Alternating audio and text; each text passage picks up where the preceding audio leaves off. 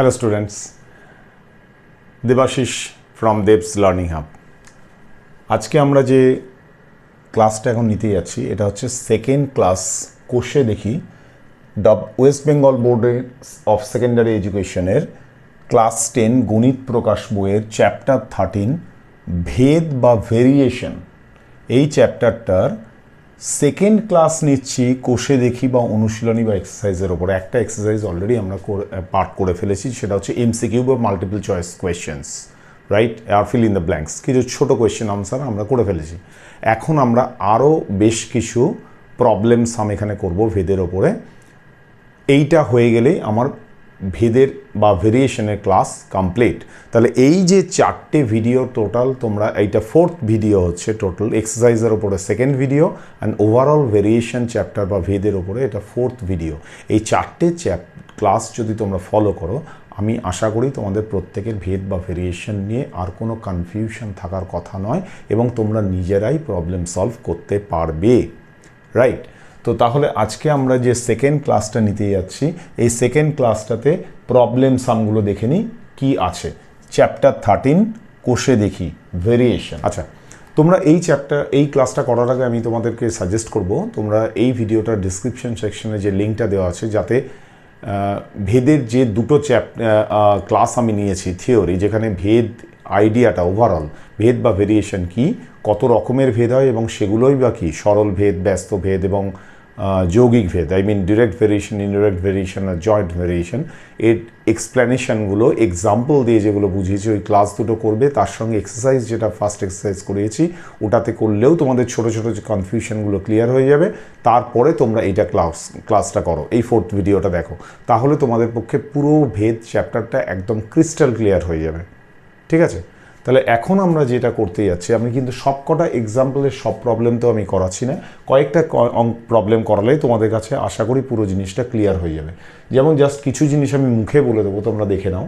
এখানে বলছে কি, ফার্স্টের কোয়েশ্চেনটা একটা টেবিল দিয়ে দিয়েছি, যেটা আমি কিন্তু থিওরি ক্লাস করার সময় হচ্ছে ফার্স্ট ক্লাস সেটাতেও বলেছিলাম যে একটা কোনো টেবিল দিয়ে দেবে, টেবিলে দুটো ভেরিয়েবলের কিছু ভ্যালু দিয়ে দেবে, দিয়ে বলবে এদের টেবিল থেকে দেখে বলো এই দুটো ভেরিয়েবলের মধ্যে রিলেশনটা কী, মানে হচ্ছে সরল ভেদ বা ব্যস্ত ভেদ, কোন রিলেশন রয়েছে। তাহলে তোমাদের আমি যেটা বলেছিলাম সেই থিওরি ক্লাস করা থাকলে এখানে খুবই ইজি এটা। তাহলে দেখো এখানে কি বলছে, দুটো এ আর বি এর সম্পর্কিত মানগুলো দেওয়া আছে। এবার বলছে এ আর বি এর মধ্যে কোনো ভেদ সম্পর্ক থাকলে তার নির্ণয় করো, এবং ভেদ ধ্রুবকের মানটাও লেখো। ভেদ ধ্রুবক মানে হচ্ছে ভেরিয়েশন কনস্ট্যান্ট, রাইট? তো তাহলে এখানে দেখো প্রথম জিনিস কি বলেছি, দেখবে দুটো ভেরিয়েবল একটা বাড়লে আর একটা বাড়ছে, বা একটা কমলে আর একটা কমছে, নাকি অপোজিট রিলেশন, মানে একটা বাড়লে একটা কমছে বা ভাইস ভার্সা, সেইটা প্রথম দেখবে। যদি দেখো একটা বাড়লে আর একটা বাড়ছে বা একটা কমলে আর একটা কমছে, তার মানে it is trending towards direct variation বা সরল ভেদ।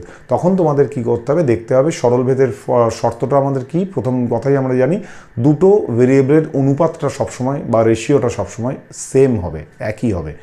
আচ্ছা, এখানে যে প্রবলেমটা দেখো দিয়েছে, দুটি এ ও বি সম্পর্কিত মানগুলো, কয়েকটা ভ্যালু দেওয়া আছে এ আর বি এর। এবার বলছে এ আর বি এর মধ্যে কোনো ভেদ সম্পর্ক থাকলে তার নির্ণয় করো, ভেদ ধ্রুবকের মান লেখো। তাহলে আগে তোমরা কি দেখবে, যে ভেরিয়েবল দুটোর ভ্যালু দুটো কি একই ডিরেকশনে যাচ্ছে, মানে একটা বাড়লে আর একটা বাড়ছে, একটা কমলে আর একটা কমছে, নাকি একটা বাড়লে আর একটা কমছে, একটা কমলে আর একটা বাড়ছে।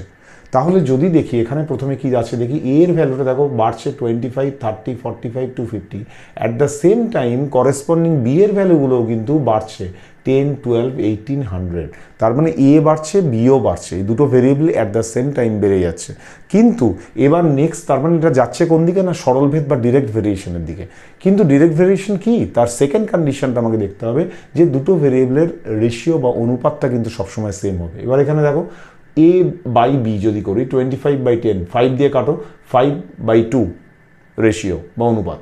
এটাতেও দেখো 30/12, 6 দিয়ে করো কাটাকুটি, তাহলে 5 6 যা 30, 6 2 যা 12, 5/2। সেম থিং 9 45/18, 5 9 যা 45, 9 2 যা 18, 5/2। এখানেও তাই 250/100, 50 দিয়ে করো যদি, তাহলে 550, 250, 50 দিয়ে এটা হচ্ছে 2, তার মানে 5/2। তাহলে সবগুলো ক্ষেত্রেই আমরা দেখছি অনুপাতটা সেম, এবং অ্যাট দ্য সেম টাইম একটা ভেরিয়েবল বাড়লে আর একটা ভেরিয়েবল বাড়ছে। সুতরাং এটার মধ্যে রিলেশনটা কি, 1-এর উত্তরটা কি হয়ে যাচ্ছে না, এ ডিরেক্টলি প্রপোর্শনেট, ডিরেক্টলি ভ্যারি করছে বি এর সঙ্গে, এ ভ্যারিজ অ্যাজ বি, রাইট। এবার বলছে কি তোমাদের না ভেদ ধ্রুবকের মান লেখো, কোনো ব্যাপারই না। তাহলে এখান থেকে তুমি কি বলতে পারো না এ ইকুয়ালস টু কে বি, যেখানে কে হচ্ছে ভেদ ধ্রুবক। এবার তোমাকে এ আর বি এর অনেকগুলো ভ্যালু তোমাদের কিন্তু বলে দিয়েছে। এবার জাস্ট এখানে ভ্যালুগুলো পুট করো, ধরো এ 25 হলে বি 10, যে কোনো একটা সেট নিয়ে ভেরিয়েবলের ভ্যালুটা বের করে নাও। এই ভেরিয়েবল কনস্ট্যান্টের ভ্যালু যেটা ভেদ ধ্রুবক বা ভেরিয়েশন কনস্ট্যান্ট অফ ভেরিয়েশন, সেইটার ভ্যালুটা বের করে নাও, যেটা তুমি এক্সারসাইজ লাস্ট 3rd ক্লাস যেটা করিয়েছি এক্সারসাইজ মাল্টিপল চয়েস কোয়েশ্চেন, ওখানেও কিন্তু এরকম প্রবলেম রয়েছে, রাইট। তাহলে A equals to K B, A equals to K B হলে এর ভ্যালু বসিয়ে নাও। তাহলে 25 ইকুয়ালস টু, আমি কি বলতে পারি 25 এর করেসপন্ডিং ভ্যালু হচ্ছে 10, তাহলে বি হচ্ছে 10, তার মানে 10k।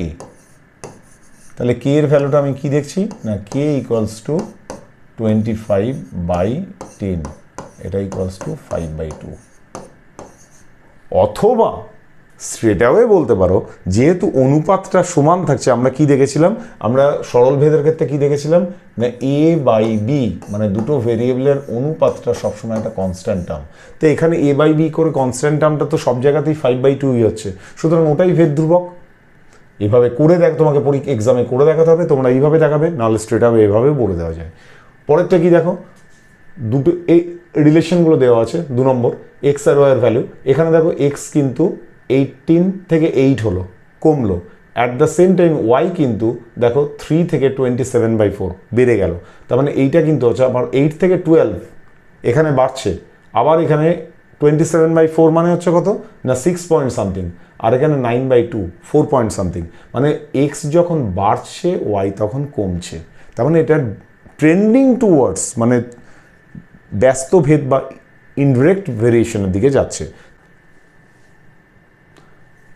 আচ্ছা, তাহলে এটা এখানে আমি কি দেখছি, এবার যদি মাল্টিপ্লিকেশন করো, তাহলে যদি এটা ব্যস্ত ভেদ হয় তাহলে মাল্টিপ্লিকেশন করলে প্রোডাক্টগুলো সেম হবে, তাহলে কনস্ট্যান্ট হবে। তাহলে এক্স ওয়াই কত হচ্ছে 3 ইন্টু 3 54। এখানেও দেখো 8 ইন্টু 27/4, তাহলে 4 2 যা 8 ইন্টু 27, তার মানে 27 ইন্টু 2 54। এখানেও দেখো 12 ইন্টু 9/2, 6 2 যা 12, 6 9 যা 54। তো প্রত্যেকটা ক্ষেত্রেই প্রোডাক্টটা সেম হচ্ছে, তার মানে এটা হচ্ছে রিলেশনটা এক্স ভ্যারিজ অ্যাজ 1/y অথবা ওয়াই ভ্যারিজ অ্যাজ 1/x। ঠিক আছে, নেক্সট আমরা একটা প্রবলেমে চলে যাব, 3-এর 3 নম্বর অঙ্ক। কিছু প্রবলেম তোমাদের থাকবে যেগুলো কিন্তু স্ট্রেট অ্যাওয়ে তোমাকে বলে দেবে না এটা ডিরেক্ট ভেরিয়েশন বা সরল ভেদ না ব্যস্ত ভেদ বা ইনডিরেক্ট ভেরিয়েশন। তোমাকে অঙ্কটা পড়ে নিজেকে বুঝতে হবে। যেমন তোমাদের আমি প্রথম চ্যাপ্টারটা ফার্স্ট যখন থিওরি ক্লাসটা নিয়েছিলাম বলেছিলাম, এরকম এক্সাম্পলও দিয়েছিলাম, রাইট, যে একটা কাজ করতে 5 জনের যদি 7 দিন লাগে, সেম কাজ যদি দিন বাড়ায়, লোক যদি বাড়ায় তাহলে কম দিন লাগবে, আর লোক যদি কমায় দিন বেশি লাগবে। তার মানে কি এখানে লোক যদি কাজটা সেম থাকে, দিন আর লোক এই দুটোর মধ্যে রিলেশনটা হচ্ছে ব্যস্তভেদ বা ইনডিরেক্ট রিলেশন। মানে আমি অঙ্ক দেখো এখানে একটা দেওয়া আছে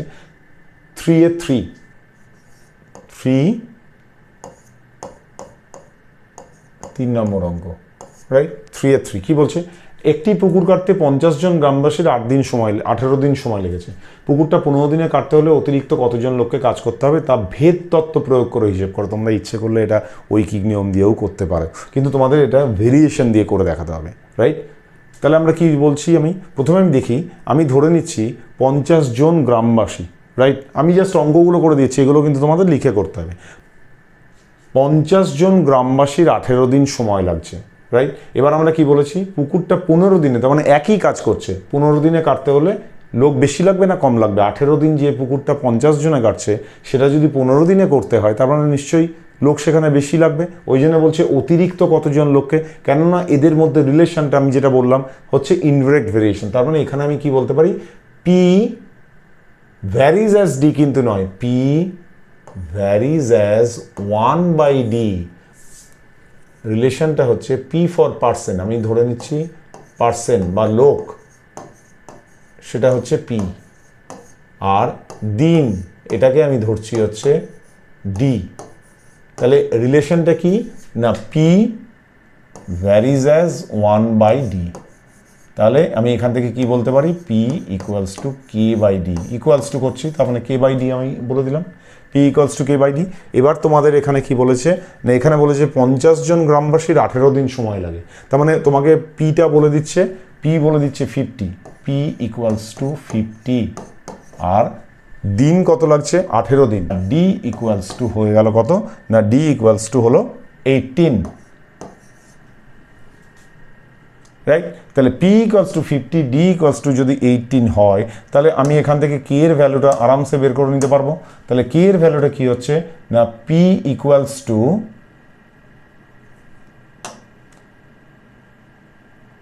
এখানে আমি বসালাম হচ্ছে 50 equals to K by 18, 50 equals to K by 18, তার মানে এখান থেকে আমার কি হলো কে ইকুয়ালস টু 18 ইন্টু 50 মানে হচ্ছে 900, কে এর ভ্যালুটা বেরিয়ে গেল হচ্ছে 900। এবার তোমাকে বলেছে 15 দিনে যদি কাটতে হয় কতজন লোক লাগবে, যতজন লোক লাগবে সেটা বের করো। তারপর আগে লাগছিল হচ্ছে 50 জন, সেটা যদি বেশি লোক লাগে 50 মাইনাস করে দেবে, তাহলে কতজন লোক লাগবে P equals to K by D. তাহলে এখানে আমার কি বলেছে না 15 দিনে কাটতে হবে, কতজন লাগবে, তাহলে এখান থেকে আমি কি বলতে পারি পি ইকুয়ালস টু কে হচ্ছে 900 আর ডি হচ্ছে কত 15 দিন, এখানে ডি ইকুয়ালস টু 15, তাহলে ডি হচ্ছে 15 দিন, তার মানে হচ্ছে 60 জন। তাহলে যখন আমি 18 দিনের কাজটা 15 দিনে করছি, আমার 50-এর জায়গায় 60 জন লোক লাগছে, তার মানে অতিরিক্ত কতজন লাগছে না অতিরিক্ত লোক লাগছে 60 minus 50 equals two 10 John.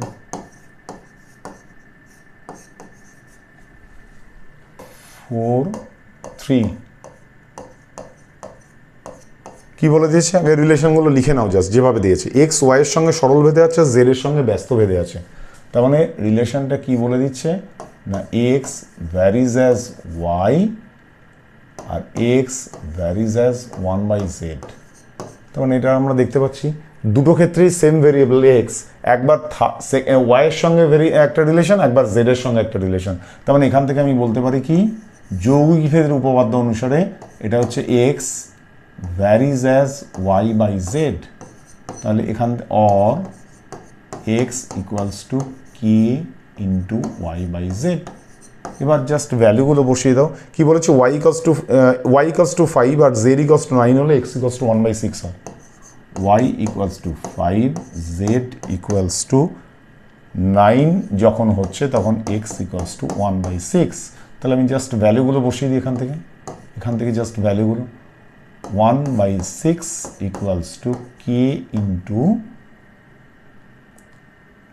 5/9 or k equals to 9/30, k equals to 9/30। তাহলে এবারে আমার রিলেশনটা কি হয়ে গেল x equals to kyz, that means x equals to 9/30 into y/z, এটা হচ্ছে রিলেশন। এবার কি বলেছে না বলেছে এক্স ওয়াই জেড এর মধ্যে সম্পর্ক নির্ণয় করো, এক্স ওয়াই জেড এর মধ্যে সম্পর্কটা আমরা এখানেই নির্ণয় করে ফেলেছি। This problem is already done, right. এটা যৌগিক ভেদের ফর্মুলা সূত্র অনুযায়ী এই পার্টটা আমরা অলরেডি করে ফেলেছি, রিলেশনটা X varies as Y by Z. এবার বলেছে ওয়াই ইকুয়ালস টু 6 আর জেড ইকুয়ালস টু 1/5 হলে এক্স এর মান বের করো, রাইট। এবার কি বলেছে Y equals to 5, y equals to 6 and z equals to 1/5, sorry, y equals to 6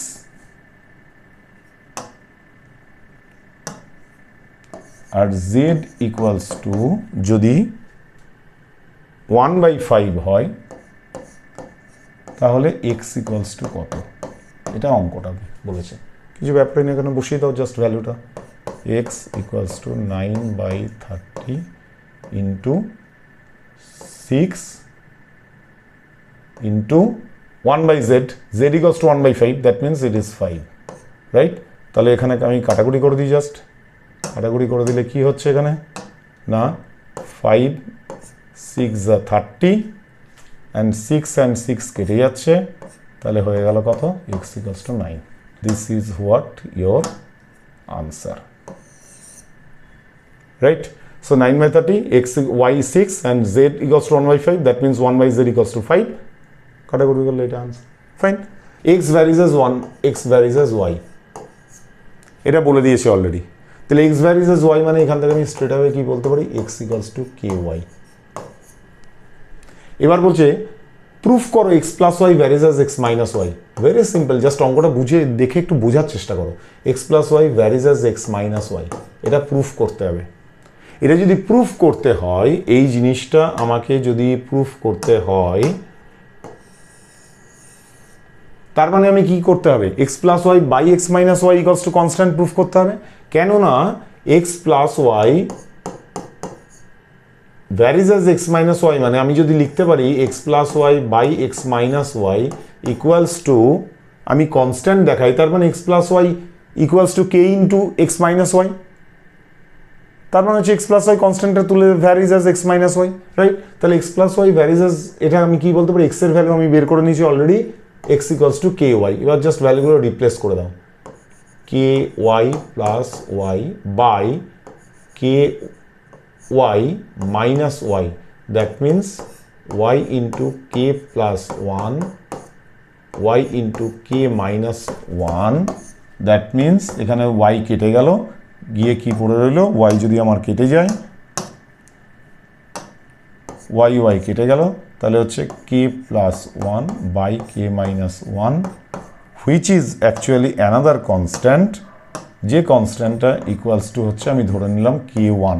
তাহলে x plus y by x minus 1 y যদি একটা কনস্ট্যান্ট হয়, তার মানে আমি কি বলতে পারি, x plus y equals to k1 into x minus y, x plus y varies as x minus y.